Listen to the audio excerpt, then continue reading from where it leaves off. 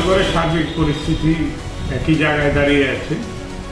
বিশালগড়ের সামাজিক অবক্ষয় এবং বিশালগড়ের সমাজদ্রোহী দূরত্ব, এটা ত্রিপুরা রাজ্যের সংবাদ শিরোনামে আছে এবং ত্রিপুরা রাজ্য এই বিষয়ে ভারতবর্ষের মধ্যে এগিয়ে আছে।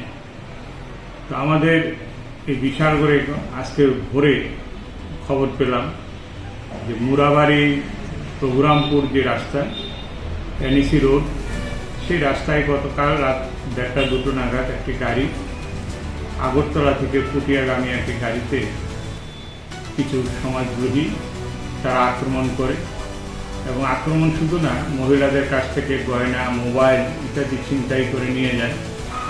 তারা প্রাণ রক্ষায় জঙ্গলে আশ্রয় গ্রহণ করে। ওই গাড়ির যিনি ড্রাইভার ওনাকে অপহরণ করে এবং পরবর্তী সময়ে ভোরের আলো যখন ফুটে তখন তারা জঙ্গল থেকে বেরিয়ে এসে থানাতে তারা যায়।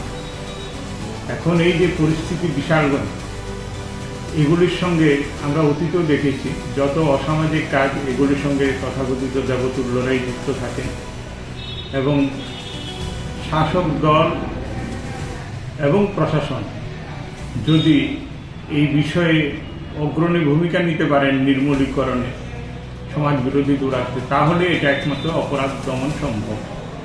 আর শাসক দল বা প্রশাসন যদি এটা না চায় বা তারা এটাকে বাহবা দেয় বা যারা এগুলি করে তাদের সঙ্গে ফটোশ্যুট করে, বিভিন্ন মিটিং মিছিল র্যালিতে তাদেরকে সামনে রেখে তারা এগিয়ে চলে, তাহলে এই সমাজ বিরোধী দৌরাত্ম্য এটা বন্ধ হওয়ার নয়।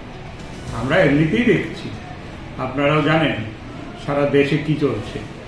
রাম মন্দিরের টাকা হাফিজ হয়ে যাচ্ছে।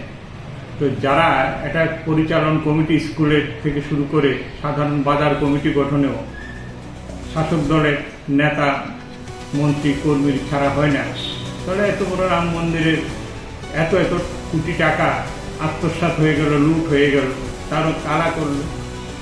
এমনিভাবেই একটা মন্দিরে যদি লুটতেরা বাহিনী বা এটাকে আমরা এক সেন্সে বলবো সমাজ বিরোধী, তারা লুকিয়ে থাকতে পারে, তাহলে এই প্রকাশ্য সমাজ জীবনে তারা কোন স্তরে আছে তা এমনিতেই বোঝা যায়। সেখানে মন্দিরের টাকা লুট করে, গুছানো টাকা, এখানে মানুষের টাকা ছিনতাই করে।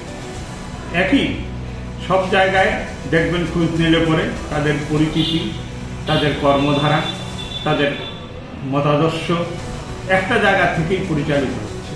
এখানটায় মানুষকে সতর্ক হতে হবে, সচেতন হতে হবে, বুঝতে হবে কে ভালো, কে খারাপ, কে সমাজদ্রোহীদের আশ্রয় দেয়, কারা সমাজদ্রোহীদের নিন্দা করে।